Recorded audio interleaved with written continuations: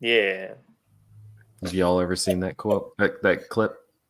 Yeah, I actually don't remember the context of it, but I forgot what he's talking about, but it's just Bill O'Reilly yelling, "Fuck it, let's do it live." It's great. It's the only good You know moment. what? It's only the good thing that Bill O'Reilly's ever done. You know what? I think I've heard it from you. I think this is at least the second time you've done this. Oh, I love it. It's a great quote to just drop it. You know, fuck it, we're doing it live. It sounds like it should be like in a movie. That's how great it was. It does. It sounds like Tom Cruise on the set of Top Gun: Maverick. I'm sure. Oh yeah. That's No, that was recording the episode.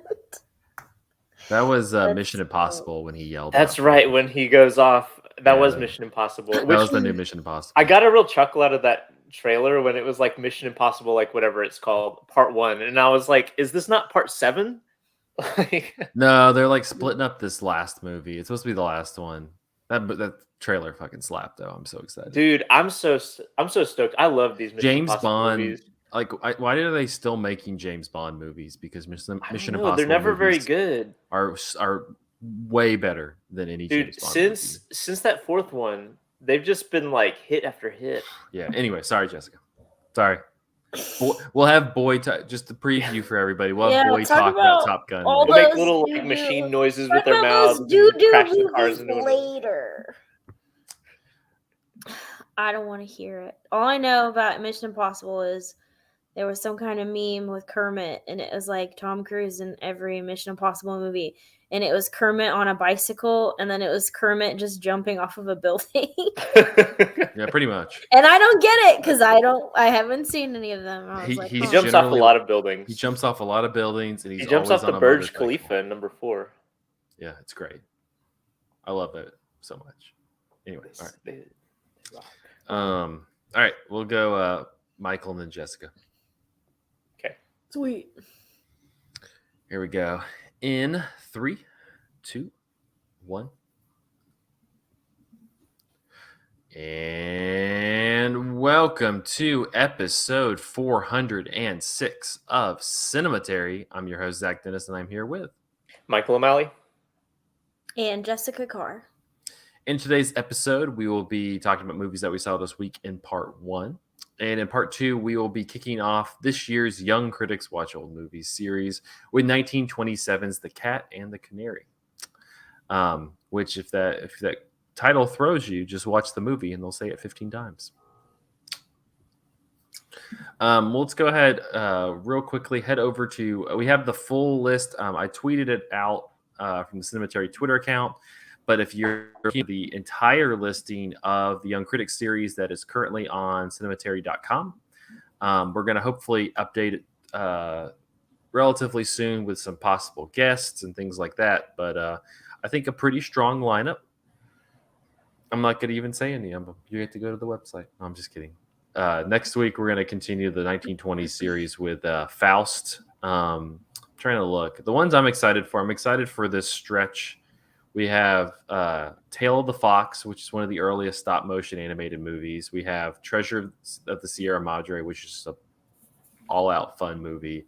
I'm excited to talk about about Bicycle Thieves because I hope Andrew will be on it, even though he doesn't seem to like Italian movies or Italian neo-realist movies, and talked about how once very early in this podcast about how he doesn't like that movie. He should revisit it. I just remember distinctly he had a whole rant about it. So that's why that's man. It was a tie, and I picked that one because I was like, oh, Andrew hates this. Good. Wow. That's how I made it. What a great way to vote. That's how I vote. Andrew hates this. I can't believe that we're going to have to watch Pink Flamingos, which that was my nomination. I'm not. Well, what are you saying? What is this we that you're talking about? Zach is the only one on here.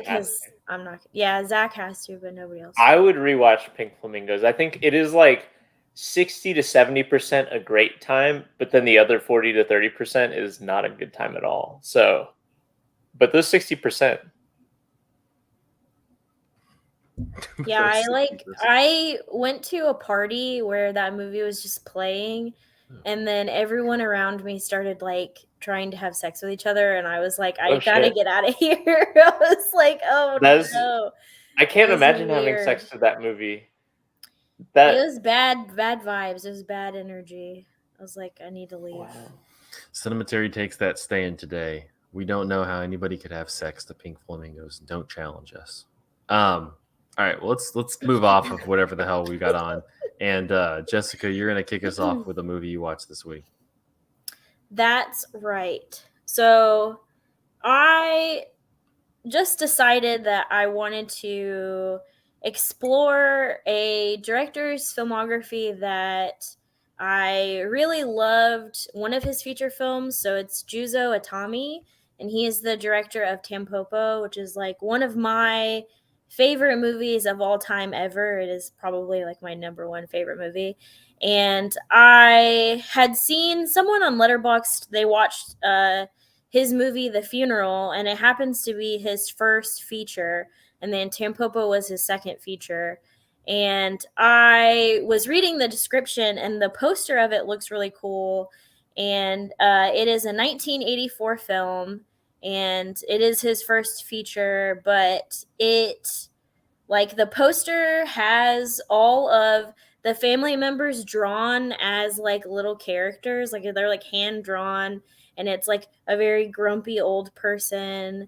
And the film is uh takes place whenever the patriarch of a family dies. So he is the grandpa of the family, and then he dies, and all of the family has to gather because in Japan, like whenever a family member dies, it's this whole thing, and you have to host the body in the house, and everyone hangs out for like 3 days. You have to pay a monk to come in and do this like huge ceremony. Everyone has to be fed the entire time.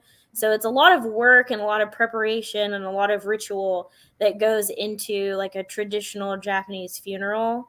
And this film, it just takes you through that entire process. So the opening is, and it's actually like there are very funny parts in the movie, even though it seems like it would be very grim, where the opening is like the grandpa character and his wife, and he gets back from the doctor and he says like, the doctor told me I'm super healthy, like everything is great, I could probably live for like another 20 years, and I brought eel home, and let's roast it and let's have this like extravagant dinner to celebrate.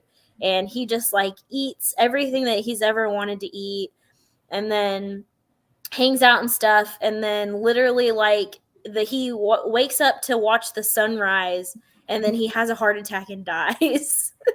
And it's like, That's like damn. that Simpsons episode where the dude's like, I just retired and I bought my boat to live forever. Then he Yep. like gets killed. Anyway, sorry. And it was like damn. But so the whole movie, like you get to know all of the family members, and it's like going through all of their experiences. uh and it also has like two of the actors that were the leads in Tampopo, they're also in this movie.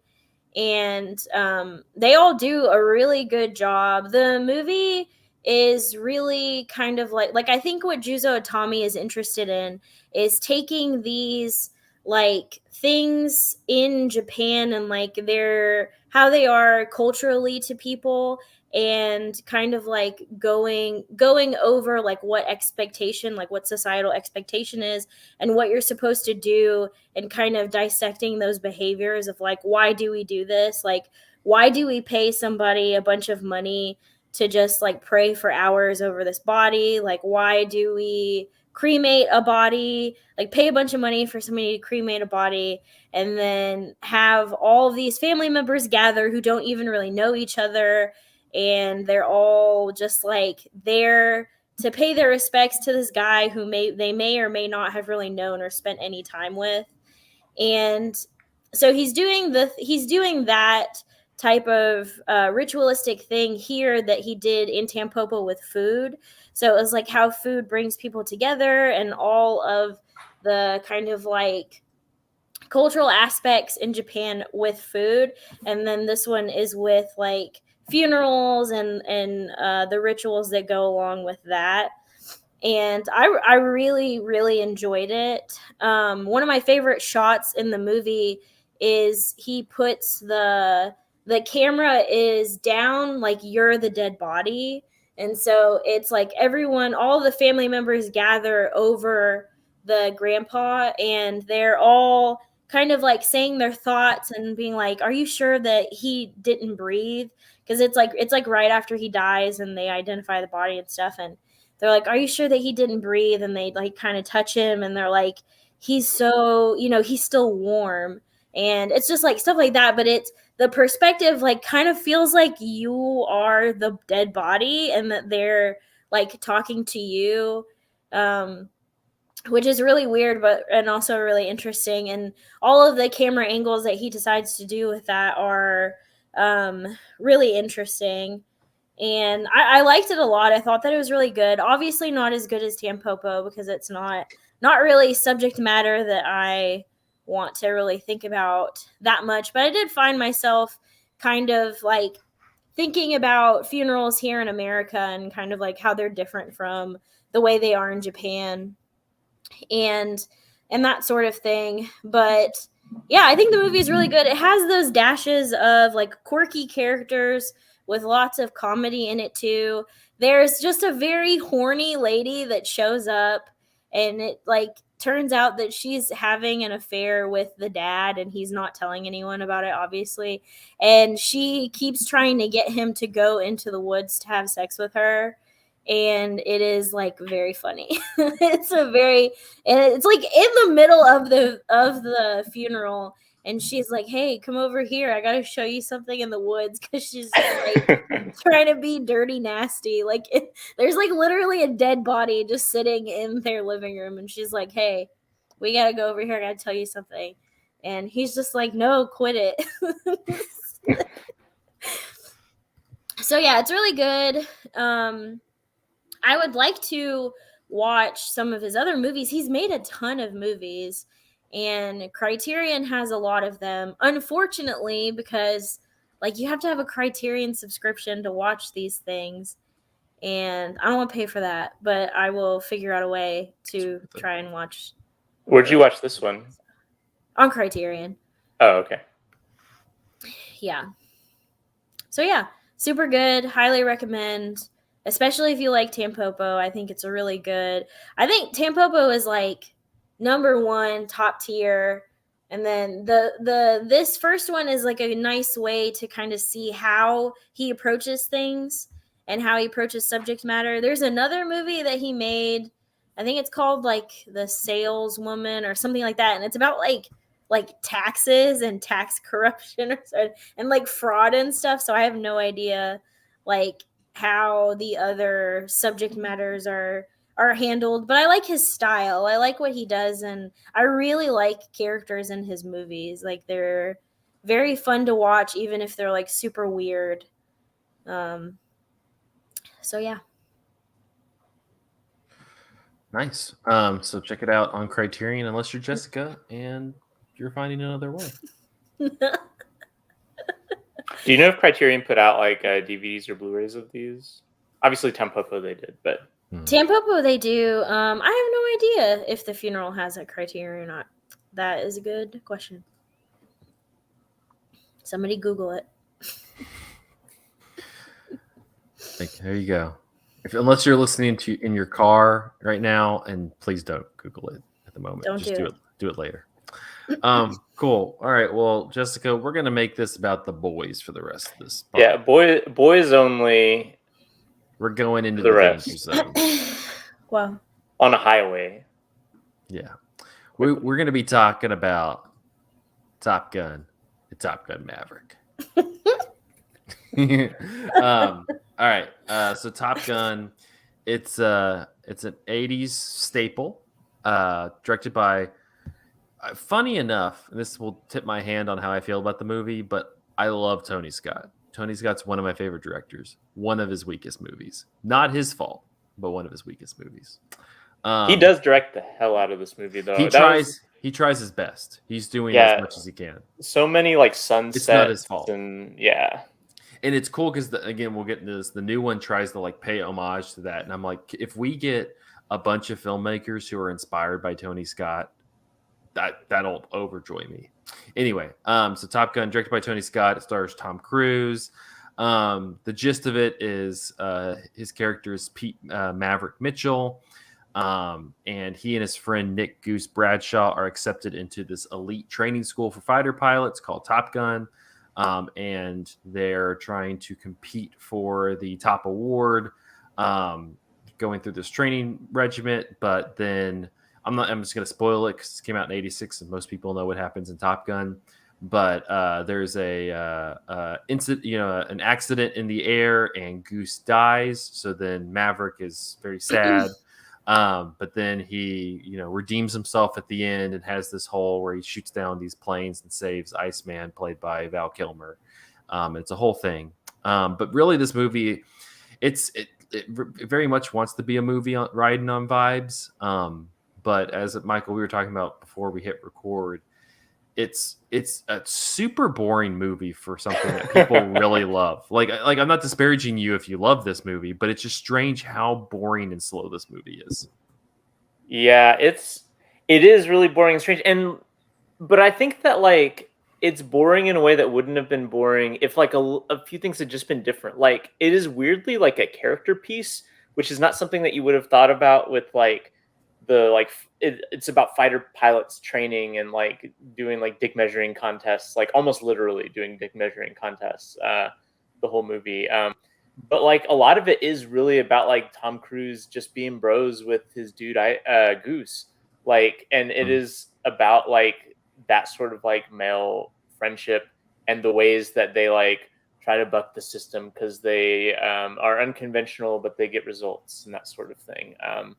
But I don't know about you, but I just found the characters like insufferable and uninteresting, and that made it very boring for me.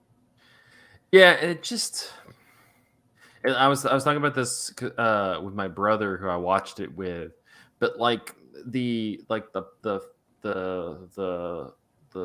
plane scenes are very like disconjointed, like are disjointed. Like I don't really, they're discombobulated. Like I really don't know who we're fighting and what's going on. It looks like, you know what it looks like? It looks like when when you're on a Zoom call and you have it on speaker mode where you only see the person who's speaking, and so it's always like constantly shifting to who's speaking, and half of the time they have oxygen masks on, and so you just hear like a voice, and you're supposed to know who the voice is. Yeah, it's a strange.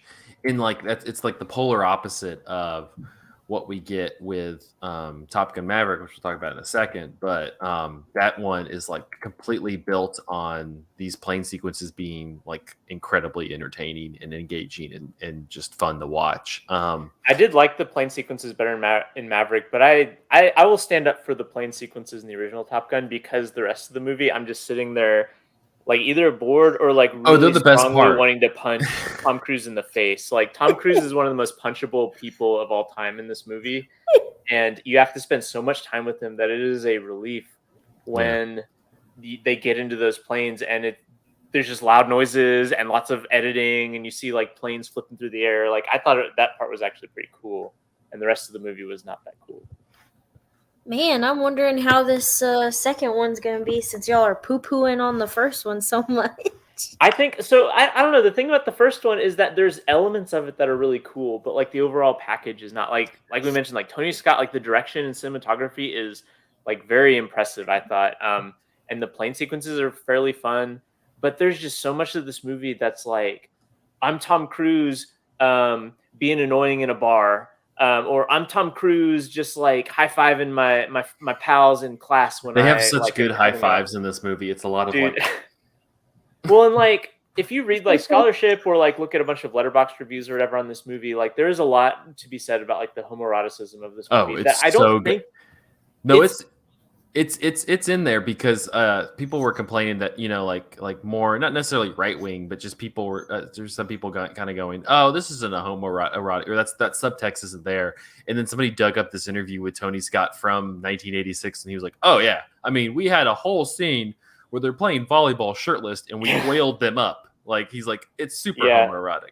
Well, and there's like I remember like having heard that before. I had seen this as a kid, like on TV, and didn't have strong memories of it. So was basically watching it for the first time, but I had memories of like people being like, "Haha, gay, Top Gun" or whatever, Mhm. and I was like, "Okay, sure, this is just gonna be like Uh-huh. the like every other movie where there's like male friendship or whatever." But no, like it is in it. Like they walk into like their first Top Gun class or something, and someone is describing a jet plane.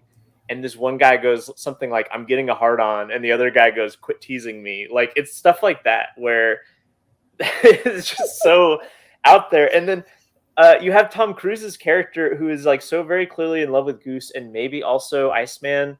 Unclear, but Iceman definitely loves Tom Cruise. But there's also this like token female character in the movie, and she spends all this time trying to like Tom Cruise kind of tries to seduce her, and she rebuffs him. But then she Yeah. realizes like, oh, I want to actually have sex with this guy.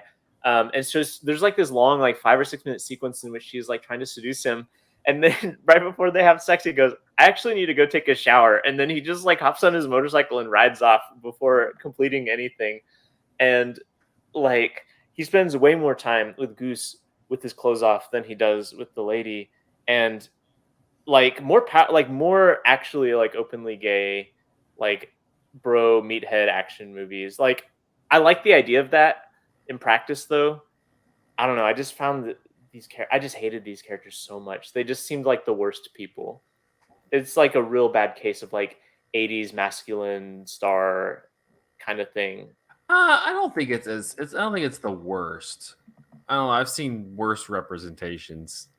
It is very like it's very like dudes being dudes to the max. Well, being obnoxious, like I don't know, like I don't I know. don't know. I guess maybe I'm more callous to that. I'm used to seeing that for Probably. most of my life. So I'm just like, whatever. They're not harming anybody. They're not, But they're not I'm like harming. they're not harming anybody. They're just being dummies. Like it's fine. Not in the movie. I guess like there's so much baggage though with the depiction like that where like I have seen behavior like this in real life too, and I also know the people I've seen exhibiting this behavior are just the worst people.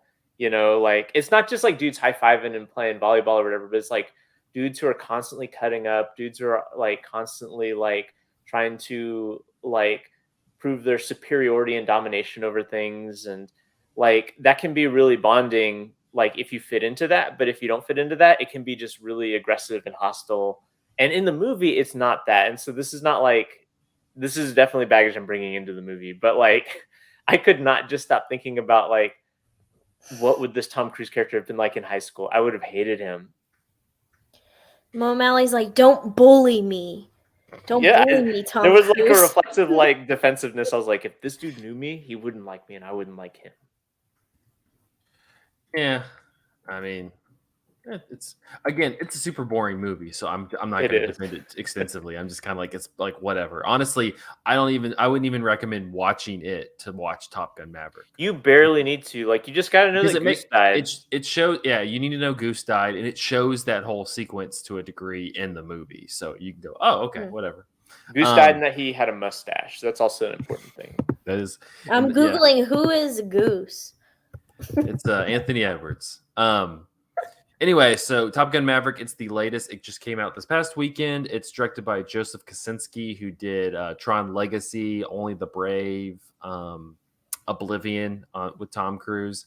But this takes place about 30 years or so after the events of Top Gun. The timeline is hazy because it's not it's important. ostensibly in 2022 or 21 or something, but the ages of the characters still make sense. No, and remember, this was supposed to come out like 2 or 3 years ago, and they've been holding the ages of the characters still don't make sense. Yeah, so it really doesn't make sense. But Maverick is working as like a test pilot, but of course is pushing the limits, and so he gets in trouble for one final time. And when he gets in trouble, they're like, "We're sending you back to Top Gun to train this group of fighter pilots because they're going to go on this ostensibly suicide mission, and they got to have the best person to teach them or whatever." I like in this one though that they very much like lay out this is what, like, these are the pilots, this is what they need to do, this is how it's going to be accomplished. Let's train on that for like an hour and a half, and then let's do a 30-minute. It's basically the the climax of the first Star Wars movie, like the trench run. Like it's like It is. basically that, except with like real military equipment. But like I'm also like one on action, on especially like action movies to this degree. I like it when they just lay out, like they don't try to like make the like climax fight like ambiguous. They just kind of go, this is what we're doing, this is the plan, this is what needs to happen, and then it just Right. and then we watch them train until we have to wait till they execute it, because of course they're going to execute it, but like, you know. Anyway, so this one it picks up with Goose's son, played by Miles Teller. You have John Hamm playing the kind of head admiral at Top Gun.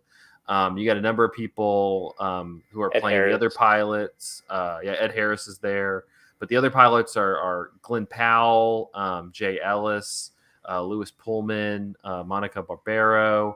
And then you have Val Kilmer has a brief scene, which we can talk about a little bit in a minute. And then Jennifer Connelly plays his love interest. And I don't know if you picked up on this, but there's a reference in the first movie to him sleeping with like an admiral's daughter or whatever. And so they just like use her character. Oh, is that what I was spending the whole movie trying to think, like, is this character supposed to be someone that we saw in the first movie? And I couldn't come up with who she was supposed to be. Okay, that makes sense. Yeah. It was. I only picked up on that because I had watched Top Gun the night before. So I had watched Top Gun 2 days before and had already forgotten all that. So that is a testament to how forgettable the characters are. It's a deeply forgettable thing. But you know how you know that that's Goose's son? It's because he has the same mustache. He has the exact same mustache, and he sings Great Balls of Fire on the piano. Oh my God, who wants to have the same facial hair as their father? He's got like daddy issues though, because his dad died when he was very young. So I guess that's true. Yeah. But yeah, I don't know. I was overall way more positive on this than the first one. It's definitely better. It's so much fun. Again, like with the structure, you know, but they mix the training and like the kind of bantery stuff pretty well, and then the final 30-40 minutes where they're executing the actual plan is fantastic. incredible It's finale so fun to this movie. Yeah, it's like, I mean, it's summer movie to the max. It's one of those, like, you know, you have people who are like, you got to see it on the biggest screen. If I could see this, I saw it on a regular movie screen, but like if I could see this like on IMAX or something, it would be insane. It would be the sound design too, like you just have those roaring engines and everything, and it is real movie magic. Because like I said, like I'm not like we've established, we're not like completely bought into like Top Gun as a property, and I went to this only because I had some friends who wanted to see it. Mm-hmm. But by the end, like, and I have my gripes with this movie, but by the end, like it ends in that like 30-minute sequence of them just like zooming around this canyon, like pew-pewing and like gunning the engines, doing flips and stuff, like, and the whole time in the theater, like you're just like shaking from the sounds of the roaring engines. It's great. It's really great. Yeah, absolutely. And I think, I mean, I decided we need to what we need to do is take out Chris Pratt from all those big movies that he's in and replace him with Glenn Powell. Glenn Powell is so fucking charming. I want to marry him. He's amazing. That's all I have.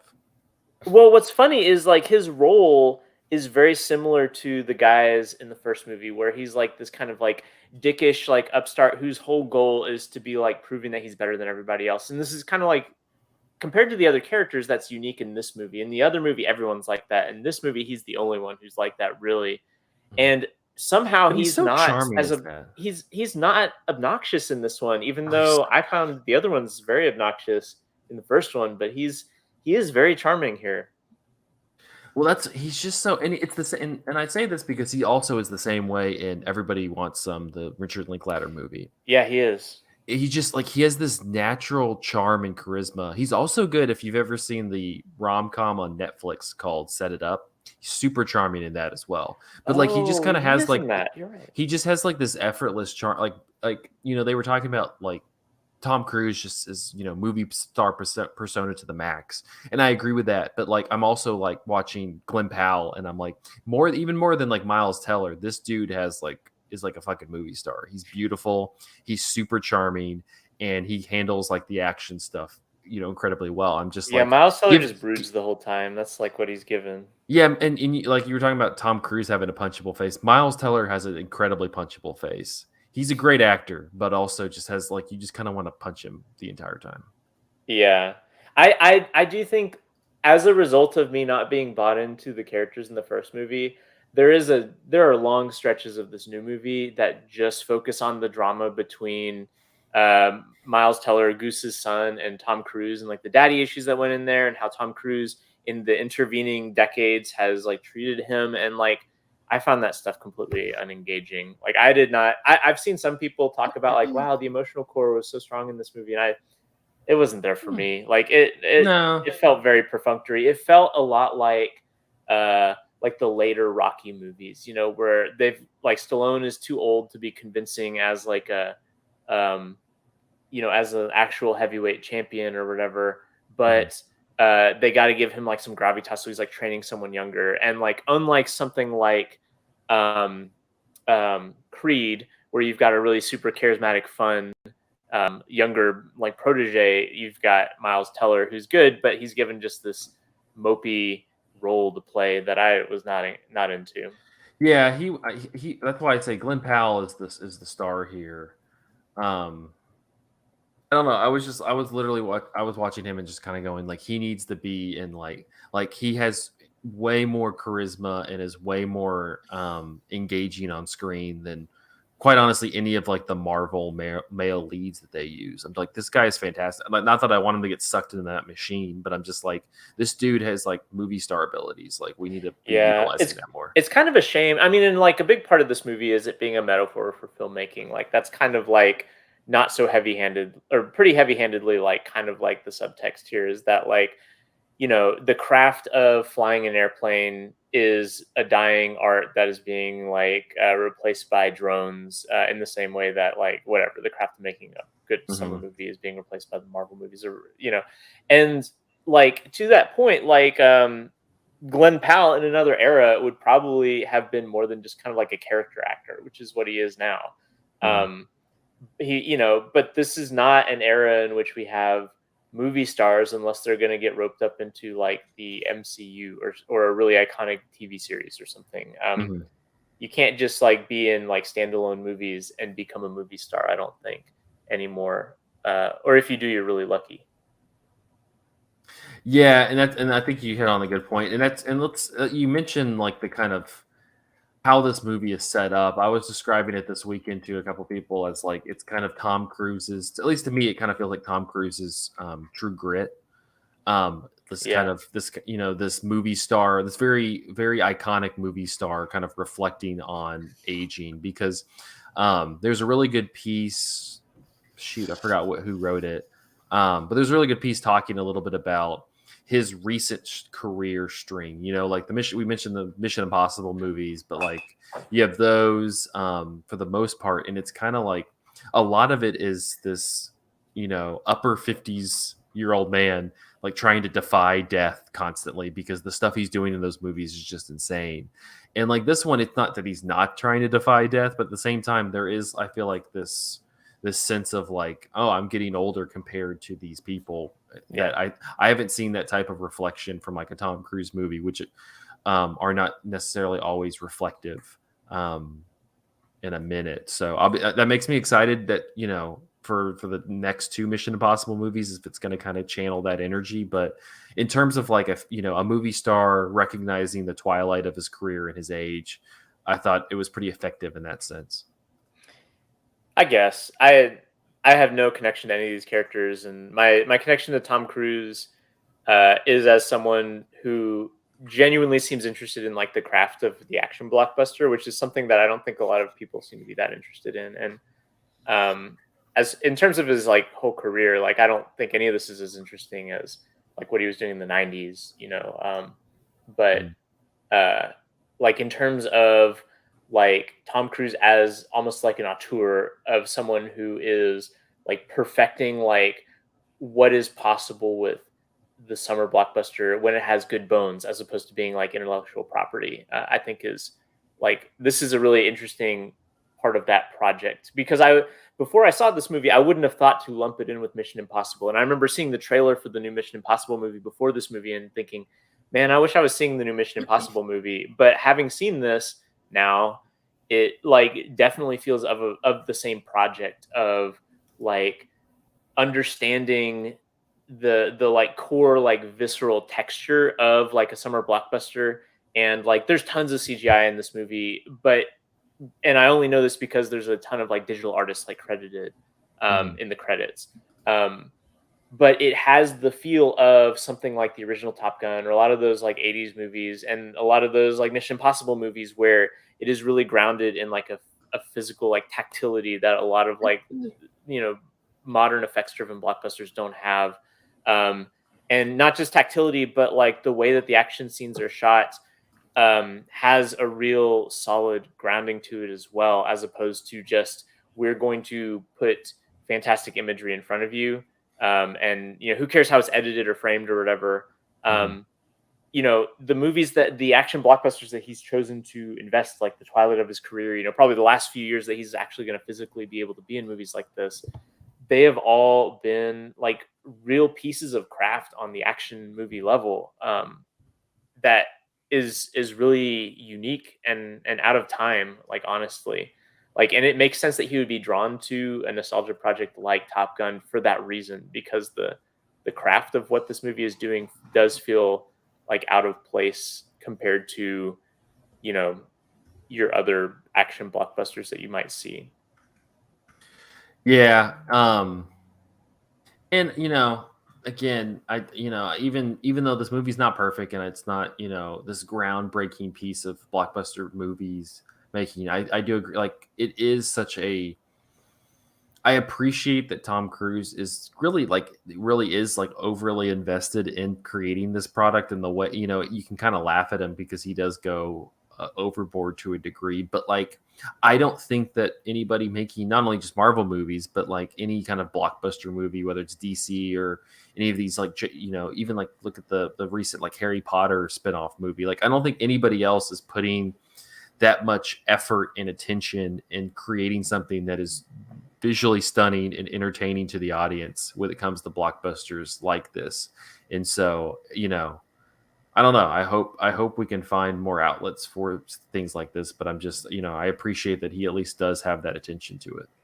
Yeah, and one last note, like speaking of the audience, like I saw this with a pretty packed theater, and this is doing really well at the box office. And I think that is a movie that has, for whatever reason, like invited really responsive crowds. Like the crowd I was with was a bunch of like middle-aged people, probably who had seen Top Gun, in the 80s or whatever, and they were like hooting and hollering and clapping like the whole time. And some of it I was like, why are you guys clapping at this? But other times I was like with them, I was like, yeah, man, this rocks. Like it was like a real fun movie going experience. And given like how I guess like sparsely attended so many of the movies I go to are, because theatrical distribution is dying, it was really fun to be in that. It felt like a summer movie, and like to me it felt nostalgic because I remember experiences when I was younger going to packed movie theaters and seeing dumb action movies and having fun with lots of people in the crowd. I don't know, like it, like on that level did kind of trigger some sense of the past for me, I guess, and I enjoyed that. Yeah, and so like I say, I mean, is it perfect? No, but I think I appreciate that we have movies like this still being made, and that people like actually. Again, Tom Cruise is Tom Cruise, but I appreciate that he's putting an attention to the craft that we don't always you just don't always see from a lot of people. So I'm like, we can fault him for a lot of things, but I do appreciate that he's at least like, let's make good blockbuster movies, because someone's got to do it. Yeah, because hell, you see some of these things that are coming out, and I'm like, oh. So, Top Gun Maverick. It's in theaters now. Again, like if you, I don't think you, as we expressed, with the first one, you don't have to be a giant fan of the first Top Gun to go see this. I think if you go in completely cold, and I think you'll be fine. I think it's just, I can't stress enough how much fun that final sequence is. It's just so charged and energized. Incredible. It's like hell yeah. So, all right, we're gonna take a quick break, and then we will be back talking about the cat and the canary after this.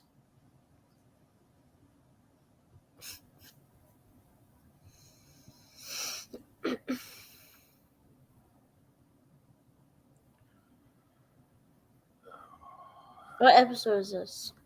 406.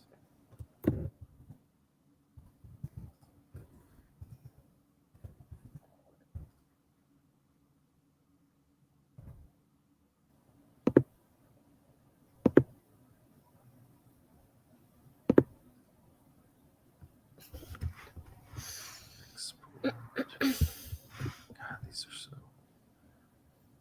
Export selected audio.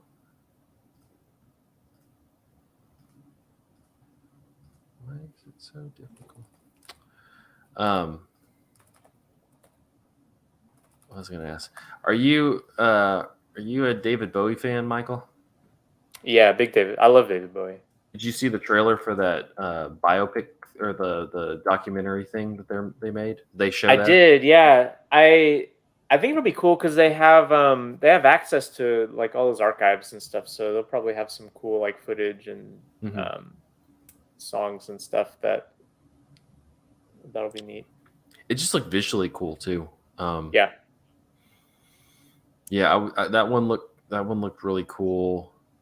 I'll be honest, I was a relative fan. It's probably my favorite recent Marvel movie of the Taika Waititi, the first Thor movie that he did. Yeah. Yeah, I thought it was fun. It was fine. But I've seen the trailer for this new one, super underwhelmed.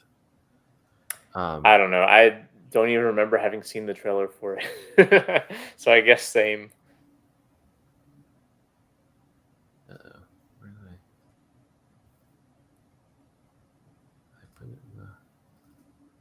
Okay, thank God.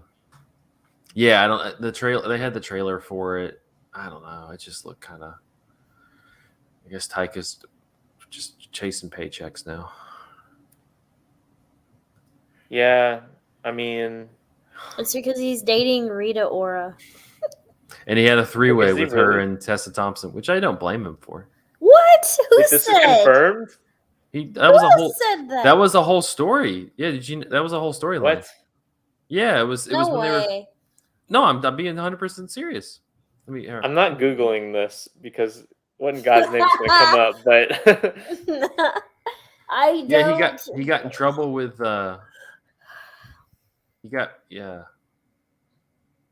No, they had this. They were like in Australia filming it, and then they got pictures of him, and he was like making out with Rita Ora as well as Tessa Thompson. So I mean, you get to figure it's a night after type situation. Oops. Oh damn! I put that in the.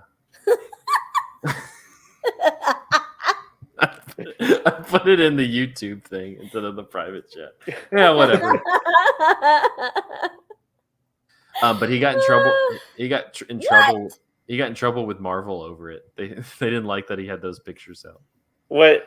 It's not the image they're looking for. Damn. What? Where are the reprimanded at? by Marvel bosses?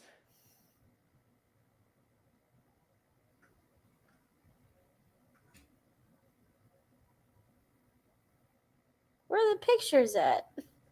They're in there. Oh, they're there. Yeah. Yeah, he's not really kissing Tessa Thompson. If it was enough to get the I don't Marvel... blame him. I would kiss Tessa Thompson. I mean, his arm is around her. So Rita Ora is kissing Tessa later in the second picture, right? Like there's two pictures that are... Picture? Just scroll down. It's after the one where he's on the Oh, it says view gallery. Okay, here we go. Oh, there's a whole gallery of it. Oh, Yeah, cool. yeah, I yeah. guess I'm doing this. Wait a minute. Okay, yeah. Design. Rita is kissing Tessa Thompson. Good for them, Like you on the know. cheek. But yeah, Yeah. I just thought it was funny that he got yelled at by Marvel. It is funny. Like, what is this? Like the 1940s studio system? Like, come on. All Yeah. the pictures after that mean nothing. There's only those 2 photos. I don't know. Listen, I'm gonna not give it convinced. to him because that sounds like good for him. I'm not faulting him. I mean, That's also, that's yeah, the best thing yeah. It's the best thing he's done in a while because he's making boring ass movies now. So and Okay, but Our Flag Means Death is really good. And is that him or is that he's not writing it, but he's helping produce it. And he does a good job acting in it.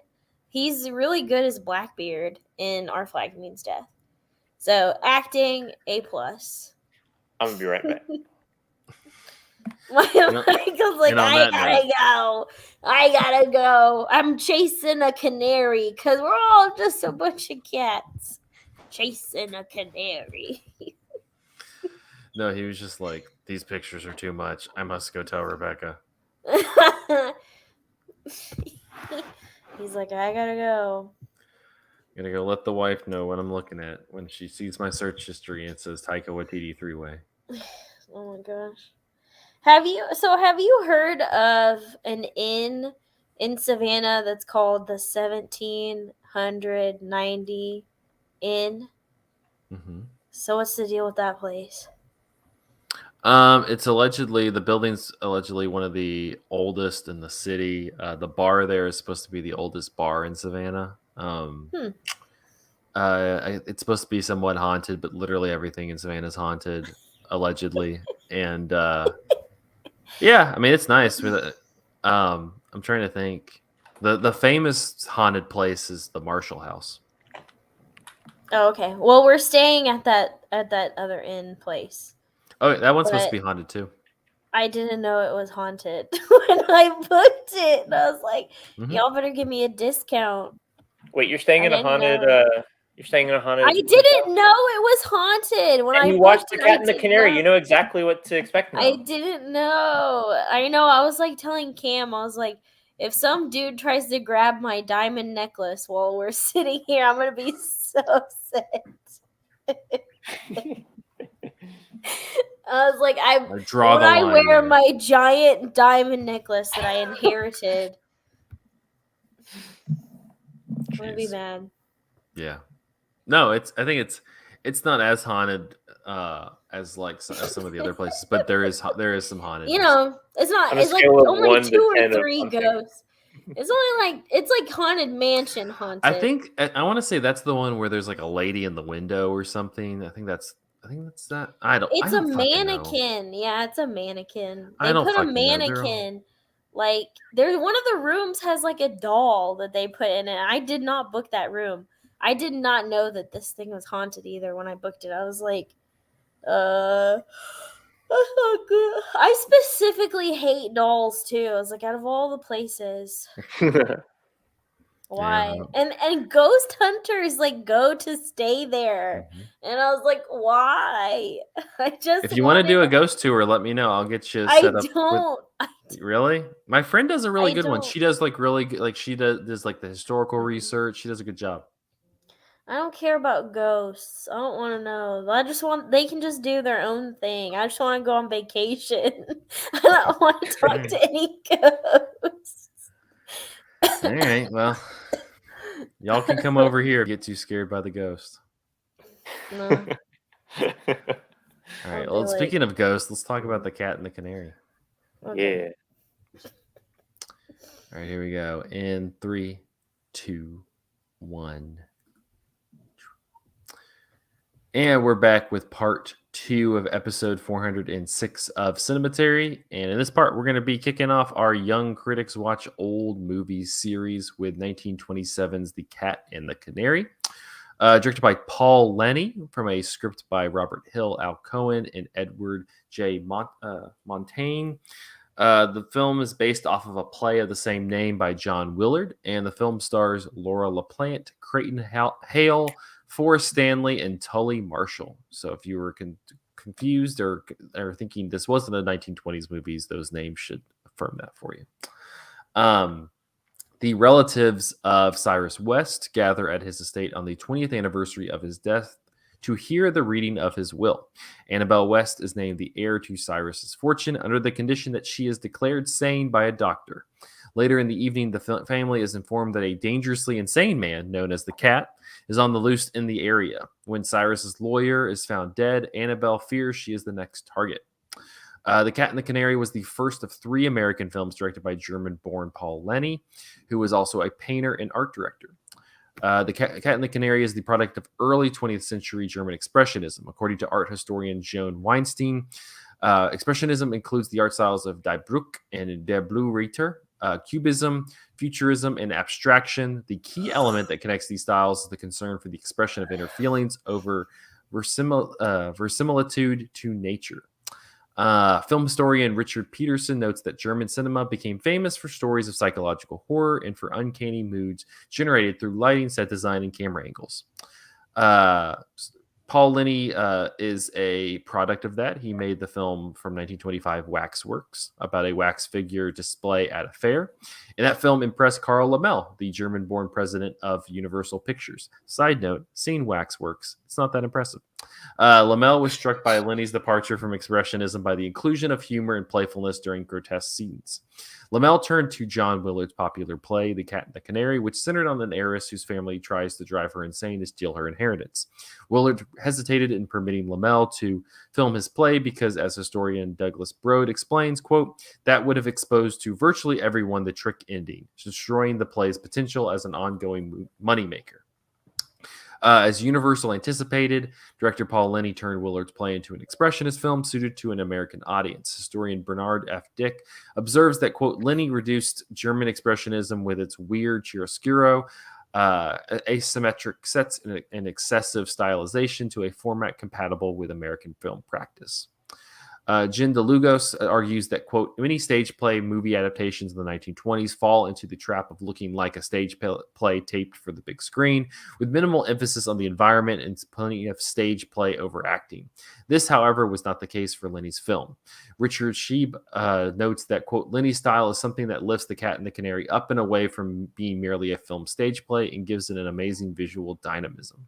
While the film contains elements of horror, according to film historian Dennis L. White, it is, quote, structured with an end other than horror in mind. Some scenes may achieve horror and some characters dramatically experience horror, but for these films, conventional clues and a logical explanation, at least an explanation plausible in hindsight, are usually crucial and are of necessity their makers'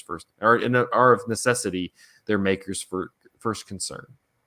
In 1927, Variety said, what distinguishes Universal's film version of the play is Paul Leni's intelligent handling of a weird theme, introducing some of his novel settings and ideas with which he became identified. The film runs a bit over long. Otherwise, it's more than an average satisfying feature. The New York Times in 1927 said, this is a film which ought to be exhibited before many other directors to show them how a story should be told. For in all that he does, Mr. Leni does not seem to strain at a point. He does it as naturally as a man twisting the ends of his mustache in thought. Which is a great line. On that note, let's talk a little bit about The Cat and the Canary. Had anybody seen this before? Nope. No. Right. Well, Jessica, what'd you make of The Cat and the Canary? Oh, we should also preface that there are, I guess, 2 versions available. So there's a 90-minute version. It's like 84, 83 minutes. Yeah, available on Amazon Prime. And then I watched the hour and 20-minute version on YouTube. Oh, wait. The one on Amazon Prime is an hour and like 10 minutes or something. I think that one is like very clearly missing parts because I watched it first and I was a little bit confused and I had to go and watch the other one. Okay. Yeah, so there's 2 versions. I watched the YouTube one. Jessica, you watched the Amazon Prime version? Yeah, I was about to say, whoops. I watched the shorter one. But what did you think yeah. having watched the shorter one? Mhm. Yeah, I thought that it was pretty entertaining. It kind of lost me in the middle part where like I thought the beginning was pretty solid, and also the Amazon Prime one, like there was like the soundtrack, like the music that they put with it, and part of it didn't match at all. It was like a Mhm. it was like a da da da da da da da da da dee dee dee like type of like soundtrack, and I was like, what the? And I wasn't even really paying attention to it. And Cam was like, this music is awful. He was like, this doesn't go with this at all. And I was like I was paying so close attention to the visuals that I didn't even really register that the song was like on loop over and over and over again. And it was just like da, da, da, da, da, da, and it was like People are dying. during Da, da, da, da, da, da. yeah, it was like the part where she had gotten it was before she got the necklace taken off of her. And then once it was just when the family members were just kind of farting around and like hiding and like going under beds and I guess doing wacky stuff, but it still didn't like go with it. And then right when the necklace scene came, which I thought was like the strongest visually out of the like all of the stuff in the movie. But it was like right when that was starting, then it started in on the like looming kind of music. And I was like, oh, thank God. Because it was like just like a weird loop of that weird sound that was going. But just yeah, to I mean, like obviously. just Okay. to like bash the Amazon Prime version one more time. The visuals, like whatever whatever version they have of the film, is in rough shape compared to the Yeah. YouTube one, which is fairly crisp. So There's a part where it kind of lags and it looks like an image that's trying to load and it just like their faces like stretch out. And I thought it made the movie look cooler because I was like, oh, okay, that's pretty weird. But obviously it's an old movie, so it's there were parts in the middle where I was just like a little bit bored because I was just like, okay, I can kind of see where this is going. But I was so confused about the envelope thing because I like that guy, the guy with the second envelope died. Mhm. Like, and then I was like, what the heck is what was the purpose of the second envelope? Like, I know that the second envelope showed who it was, like, if that girl is proven to be insane, that the person in the second envelope, like, inherited everything instead. And I was just like, why did the Cyrus West guy do that? Why was he like, here's a backup envelope in case like the first person goes crazy? Like, this is wait, I isn't the just thing that like the guy had been driven mad by his family and was really irritated with his family, and so I mean, yeah, he but was that gonna doesn't like it still doesn't make any sense. Like if the older people in his family, cuz it's 20 years later, which also doesn't I also don't understand why it's 20 years after he died, because like that No, part it's very really threw me. it's very weird. Yeah. Because I was just like, if it's 20 years after this old ass guy died, then all of the people there are like in their 30s and 40s. So they were like in their 20s. And then some of them might have been in their teens or like were children or something. And so I was like, what did they do to this I guy? hope that there was just a bunch of kids like badgering him, and that's what made him insane. And I was just like, why did he do it 20 years later? And then he was like, his old ass was like, I'm gonna do 20 years later, and then I want you guys to meet at my old creepy mansion in 20 years at midnight. He was like, drive your asses over here and come over here. And then the maid lady is like, I've just been creeping around here for 20 years alone. And Mammy oh my Pleasant gosh. is a joy. I wonder if the Are we play. supposed to use the word mammy? Like, I don't know. That's what When I saw that in the credits, I was so worried. I mean, like I saw it in the credits and I said, please no. I was like, please don't.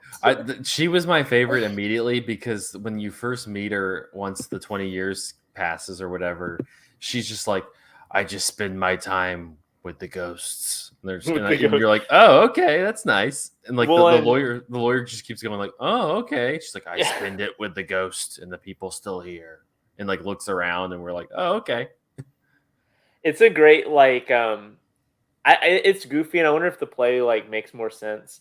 And it was drawing off of like knowledge of a popular play, but like it does have like when everyone shows up at the haunted house, it's got a great like you just check all the classic boxes for like haunted house thing. You know, you've got like the old caretaker of the grounds. You've got like people riding up and be like, "What are you coming here for?" And they're like, "Oh, it's a family thing." It's like, but what about the ghosts? And like I don't know. It is very like archetypal in terms of like haunted house movie stuff. I don't know if it felt that way in 1927, but it was like enjoyably camp. It was almost like watching Clue or something like that, where there's like a kind of it feels like there's a knowingness to how it's deploying like these typical tropes. Yeah, I agree. It's it's very silly. It's hard to argue that. But I think because like Clue's a perfect example. Like it is so you have these archetypes in place, and you just kind of have this. I think I agree with the reviews from the time. Like the added like German expressionist aesthetic really does elevate it because I feel like if it was just like a very standard like Carl Lammel directing or somebody like that directing, one of the Hammer film people. Directing this, it would be very like straight by the books, pretty boring, and really not have any of that atmosphere. And that does help it, is that it has kind of that atmosphere. And that was one I don't totally, like I said, I don't really. Waxworks is very visually engaging because Paul Leni is like I said, it was a painter and an art designer, but a kind of boring movie. And so I'm glad that this one's a little bit more entertaining and he gets to utilize like some of those expressionist techniques.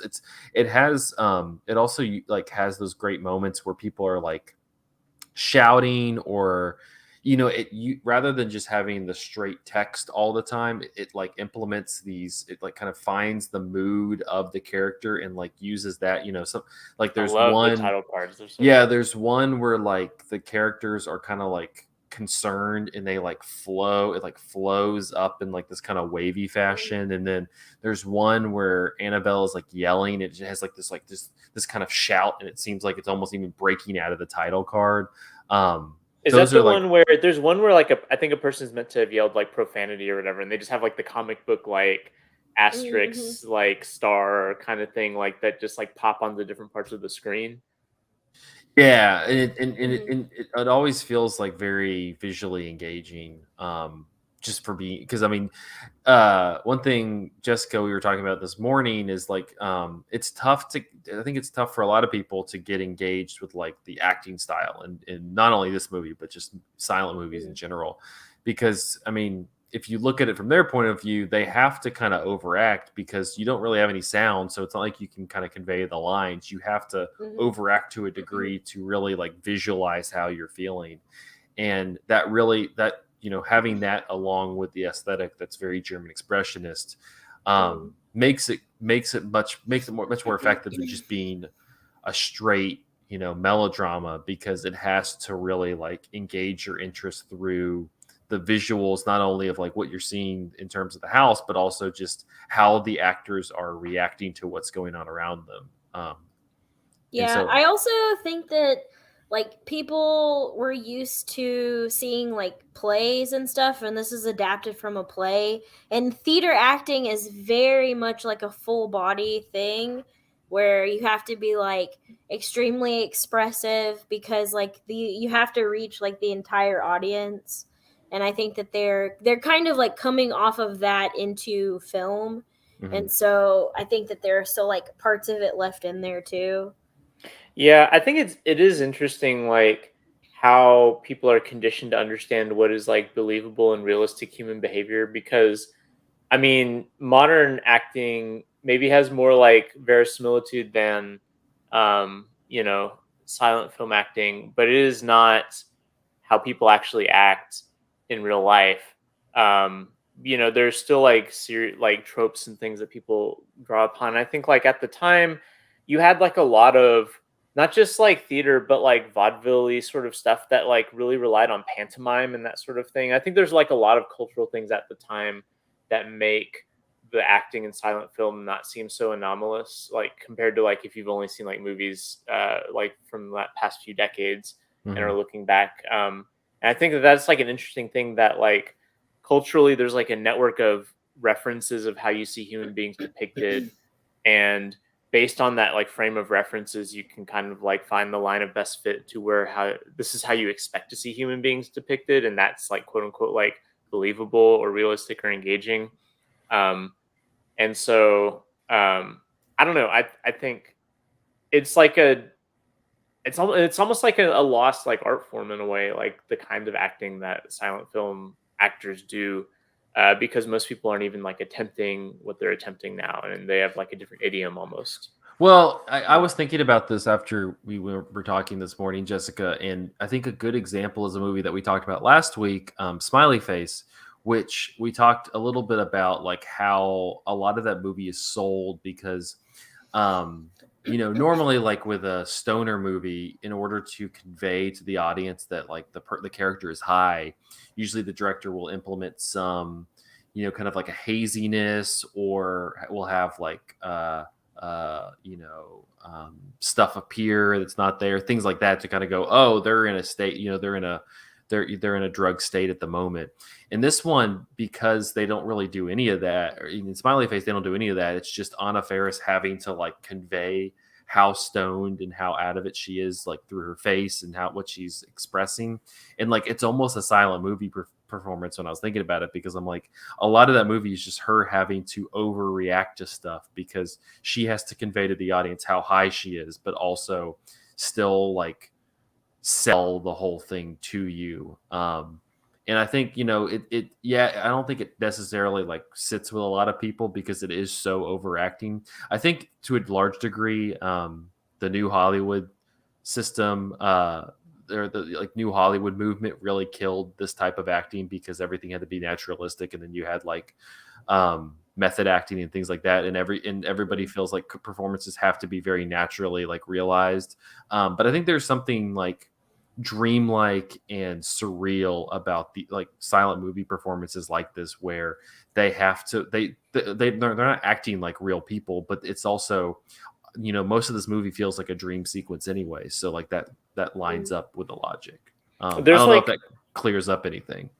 I think that makes sense. There's like a real, I think in silent film in general, not just like just the acting, but like a lot of things about silent film feels really phantasmagoric and stuff. And I think uh I don't know, like something about the absence of synchronized sound makes it just really really dreamy, and I think also like liberated the filmmakers to do stuff that is not as rigorously tied to like temporality as we're used to it, you know, whether that's like the stuff that like George Méliès was doing with like the special effects or stuff like that, or whether that's just the way that like there's like silent films are filmed at a different frame rate, and that has presented problems or inconsistencies in like how fast the silent films are played back, than like what we're used to. And so there's, I don't know, like I think the acting plays into that, even with the movie that's like fairly goofy like this one, where you get this feeling of you're kind of like floating through it rather than being led like point A to point B in a temporal manner like you would in like a typical movie. And the title cards contribute to that too, because the title cards, not just in this movie but in any silent film, you are like interrupting the action, like with a cut that takes place out of time to tell you here's what the character just said, which I think is very strange and kind of out of body, in effect. Yeah. Any thoughts, Jessica? Kind of, I mean, you know, I don't feel like I'm gonna like sway your mind, but like I think that at least that's kind of how I rationalize watching silent movie performances, at least to a degree. Yeah, I think all that stuff makes sense, and I definitely agree with it, especially adding to like the dreamlike thing. But it is kind of jarring when you're not used to watching those Oh, types of 100%. things all the time. Like I don't really watch a lot of black and white movies. I almost always only watch it for this series that we do specifically. And every time I watch one, like a silent movie that's black and white, also I'm just like when they start in on it, I like forget. And like like whenever the professor type of dude came in and he was like wide mouthed and wide eyed and was like doing like this with his hands up all the time, I was like, why is this little silly little man like doing this? And I was just like it immediately is like something is not right about this person that's doing this. And it kind of made me appreciate the performance of the maid lady more, because she was like so reserved and like she's supposed to be super creepy, but she doesn't do it in like a I'm gonna like hunch over and hold my arms like this and like be creepy. I'm gonna do it in like a very reserved, like lurking type of thing, which I appreciated, like that sort of performance. But I know that there are different ways to do it, and it definitely adds to the flavor of the movie. Like, you know, the kind of movie that you're watching, and it puts you in that sort of like dreamlike state of mind, like you said. Like, I agree with that, but it is definitely like immediately like kind of funny to me. Like, it automatically makes me kind of chuckle when I see it. Yeah, no, and I think this is why when I was watching it, I hadn't watched like a silent movie in a minute, and I was like, I need to watch more silent movies because you do have to like kind of get in that headspace. I think there's people who will go, young people should be watching these types of things, whether it's something like this or like even like a Chaplin movie or things like that. And I'm like, yes, but also I think it's a little bit easier with like a Chaplin or a Buster Keaton movie because there's that action and it's more about their facial expressions. That the facial expressions are kind of the lines. There's less like dialogue. But I think regardless of what it is, silent movies in general, you do have. It's almost like a muscle that you have to train to a degree because it is difficult to kind of sit with those. Not because we don't have patience or anything like that, but it's just, I think it does require a level of understanding what's going on. And we're just so far removed from that type of filmmaking that on a daily basis, whether it's movies or TV or anything, like a lot of stuff doesn't implement the traits that make silent movies effective. And so it's almost like learning a new language to a degree, I would argue. And I think also you have to have a kind of like generosity with the format, because sometimes the stories that they told were by necessity, maybe not the best fit for silent films, but that was what they had. Whereas like something like Chaplin or whatever, like silent comedy is its own sort of form that was like invented for the camera, right? Yeah. But like something like this, which is like a story like that honestly like is pushing against like the limitations of silent film, because we've already kind of like joked about some of the stuff in the plot doesn't exactly make sense. And like just the overall like kind of murder whodunit sort of thing is something that I think is better suited to like more flexibility with dialogue and exposition than this movie does. And like the sequences that really cook in this movie are the ones that don't need that, right? Where you got like the hands reaching out, toward the lady with her necklace, or you have the scene where the dude's under the bed and he's like trapped there while and he's like, what am I gonna do? Like some of those things are good and like really play into silent film well, but then other stuff where it's like at the end of the movie where they're starting to explain like all the pieces are falling into place. And we've all seen this sort of scene before, like either in an Agatha Christie book or like a more modern like mystery film with sound where the exposition at the end of the film happens to explain all the weird stuff. But it's a poor fit for the silent film compared to some of the other things in this movie. And I think that that's another thing, is just recognizing that like these stories, people wanted them to be told in movie format, but by necessity they had to kind of have the stiltedness to them because you had to include elements that maybe wouldn't be optimized for the format that you had available. Yeah, I was thinking about that while watching. I would love to see. So they remade this in the 30s, I think like 1932 or something. They remade it again. I don't know if that one's any better or worse. But I was like, I think that this could play well if you remade this like now. I was thinking, just in terms of like, because it's such an atmosphere movie, and it's supposed to be like the one historian said, it's horror, but it's more like spookiness and creepiness. It's not like straight horror. So it's not like a James Wan or something. But one person I was thinking of yesterday was because because this movie is so like steeped in atmosphere that I think he would be perfect is Oz Perkins, who did Gretel and Hansel. Like I feel like if he took this movie and he just soaked it in that atmosphere, like it would be really effective. Yeah, I do think that it would be interesting. The 1930s movie, I'm looking that up. It has Bob Hope in it, which is really interesting to me. That sounds amazing. Is he like doing stand up like in the middle of it at some point? I have no idea.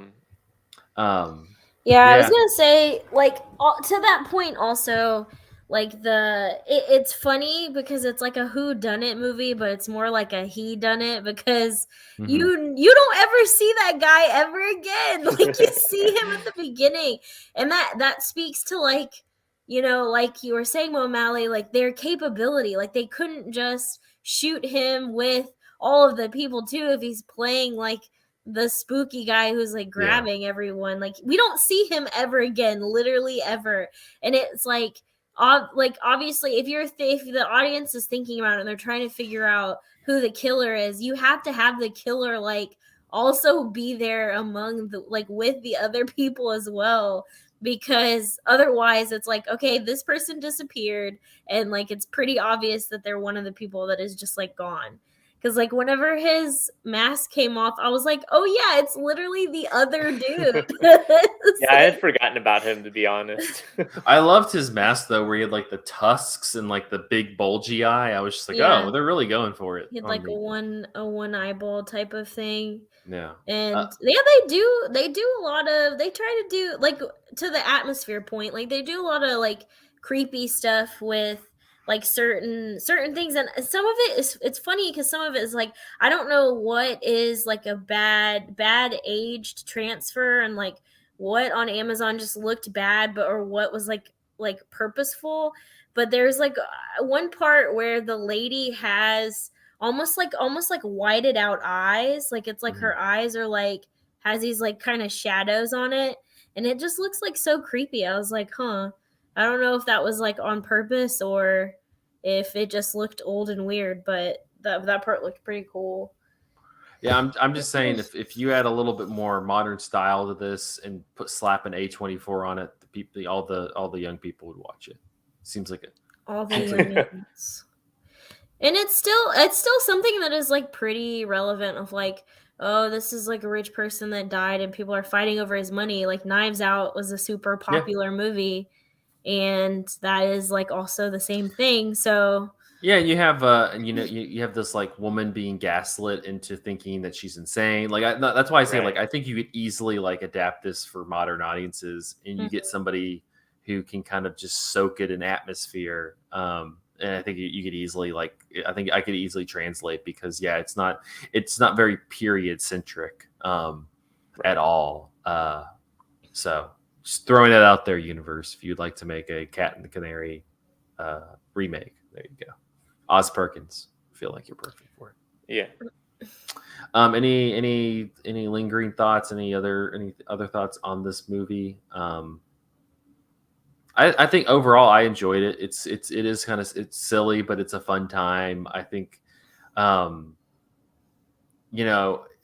mentioned it's a he done it, but also it's a movie that ends with what I'm pretty sure are two cousins hooking up. Oh, I couldn't figure out if they were related. I was like, well, aren't they all related? Figure it out. No, some of them are. One of them was like a protege or whatever. Like he worked. Okay.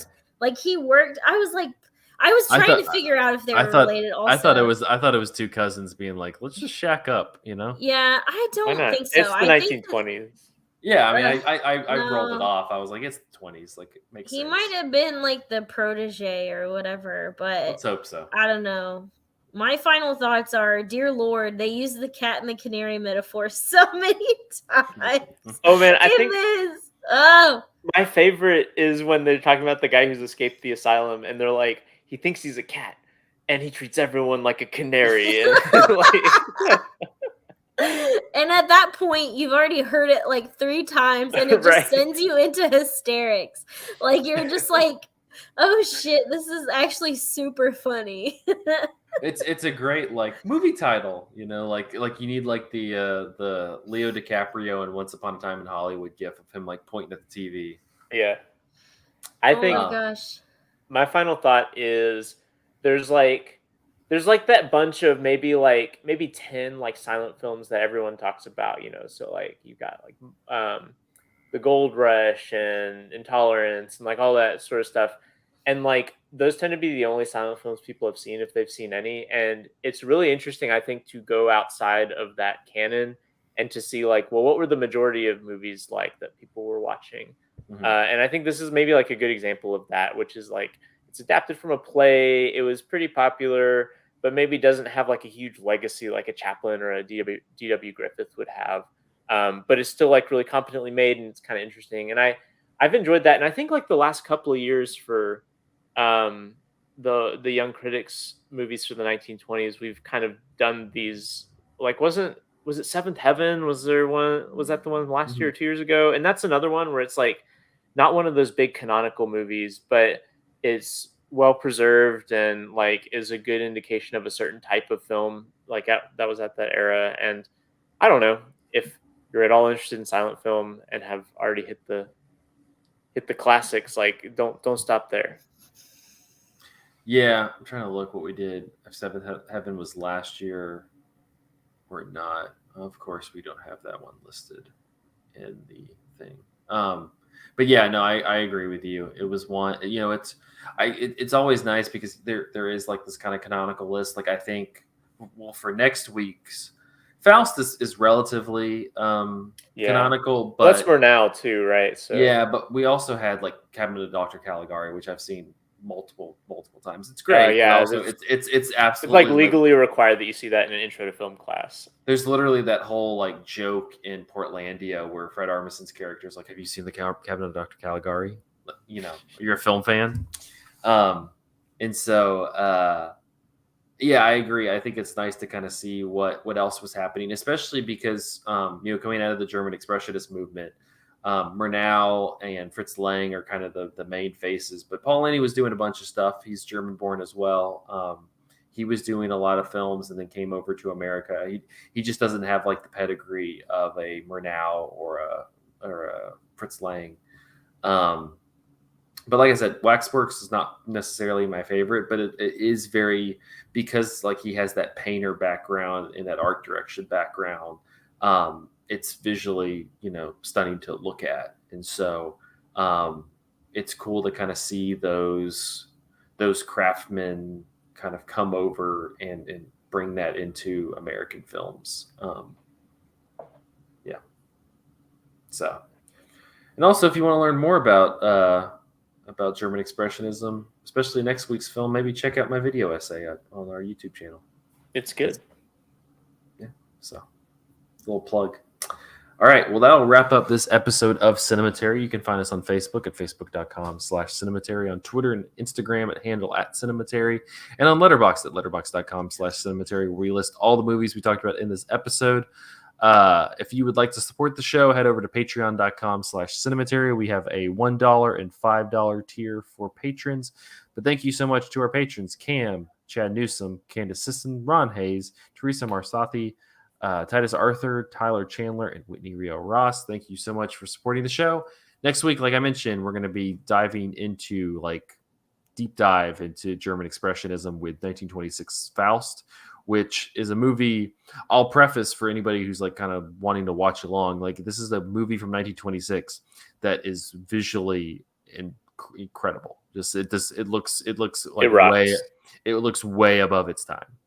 It's just a visually striking movie. I'm sure if you go and look at like stills online, there's like these scenes where like the devil character like has like the spread like robe thing over like it's just like it's incredible, just like the visuals that they're able to capture in this movie. So if you're debating between the two movies to watch, this one at least visually is crazy, is just crazy to watch. So highly recommend it. If you want to look at the other Young Critics Watch All Movies picks, they're on cinematary.com now, so let us know. And thank you to everybody who voted. But until next week, thank you guys for listening. We'll see you then.